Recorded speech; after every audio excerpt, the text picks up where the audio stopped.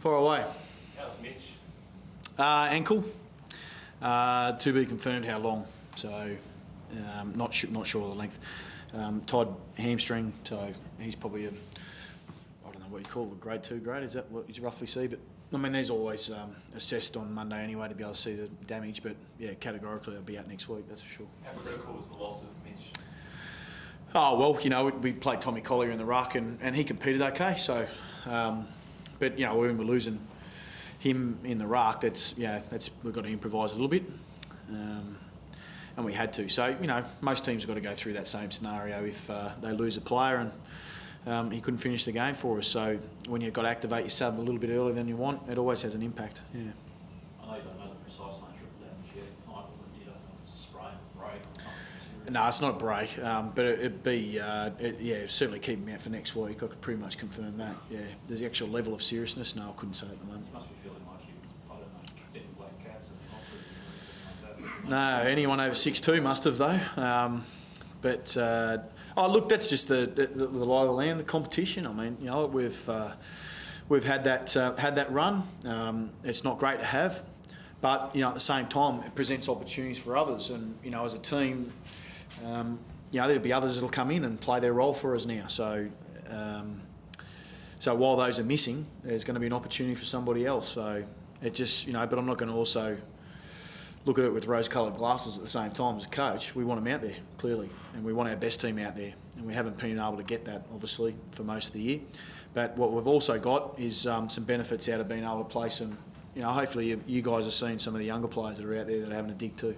So, His first game? Yeah, well, first 2 kicks, he kicked 2 goals, I think it was. It's not a bad thing to have against your name. So that's in the end a familiar tale though, competitive for the last period of the game without just trying to get across the line. Yeah, and we spoke about that and talked about excellence and being able to, you know, post game, you know, talking about that attention to detail, the little things, and you know, sometimes the game becomes or looks complex in nature because you've got all these 18 players running around and they talk presses and stoppages and all these other terminologies that come out, but sometimes it can come down to the absolute basics. Manning the mark, you know, at the right times, you know, and then, you know, little things during the game where you just don't pay attention to and we don't get the result. So, and that's, you know, that's probably been a common theme throughout the year, not just tonight. And, but we'll continue to be able to find that absolute excellence where it all strings together. And, you know, the 3 mistakes turn into 2 and the 2 mistakes turn into 1 to the point where obviously we can have the discipline to be able to execute it at that intensity for 120 minutes. Some of the Tigers' Class X players really seem to lift at crucial times in the game. Have you addressed with your players how at those points, you know, they also need to try to come up with them? Well, sometimes that's about identifying the moment and making the most of it. And, you know, we certainly had our ascendancy at different parts of the game.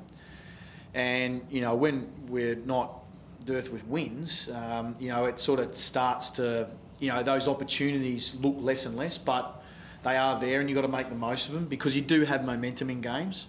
Whether it's a big one or small one, you do have momentum at times. So how you maximise those is pretty important. First quarter, thought were very, very good, but then they kicked a couple of late goals and they all matter in the end. And, you know, but what we weren't able to do on the other side was when they came, you know, we couldn't hold that wall and, you know, counter-attack likewise. So, and they come in the last quarter. But a big moment, you know, probably was the third quarter. Cochin kicks a goal on the left, snap, great goal. Martin does the same from a stoppage. So, you know, that's certainly something that we're always wanting, but it's very hard to plan. So a fitness issue with young players, that sort of red time? Oh, no, I don't think so. I mean, that's about, I mean, they've got a couple of good players there that have been pretty handy for them in Cochin and Martin, and we've got a couple that are evolving and into our midfield also, and being able to identify those moments, you know, that's what you want players to do, but not everyone can do that. So, I mean, just on those 3 players, Lidio, Cochin and Martin, how are they shaping up as a midfield? I mean, the second time you faced them this season, and you look at them and say, well, have the Lions got those sort of similar players coming through or ready to take over from the Wakes and the Powers to do that similar sort of thing? Well, I think we do. I mean, the benefit, obviously, Richmond have spent 12 months now together, so they've got some players that are ready to go, and obviously we're yet to probably spend that 12 months together. So, but I believe that we've got an evolving group. I think Jack Redden has really stepped up in his the way he's playing as an on-ball. I think Matty Leuenberger was fantastic tonight. Tom Rockhoff's doing some great things to help out Simon Black. But again, you know, it's one of those ones of being able to do it for the, you know, whatever, 102 minutes, but you've got the 18 minutes that you've got to do it when you're a little bit tired, a little bit fatigued, and you've got to keep doing it. So, you know, and that's the part that we're just missing a little bit at the moment. It's just hurting us a little bit. There was an element of frustration tonight with that extra bit of niggle too, which cost you a couple of free kicks or 50 metres. There seemed to be a lot of incidents or free kicks given off the ball, or was it just sparked by Jake King at the start with Ashley McGrath?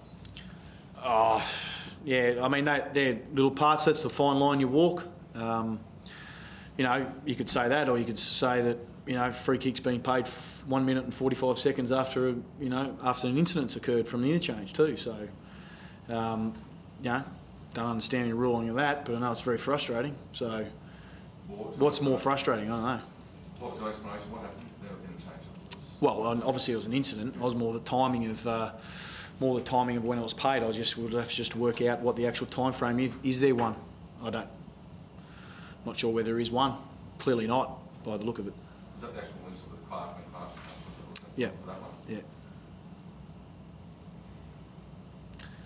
Thanks, Scott. Ta.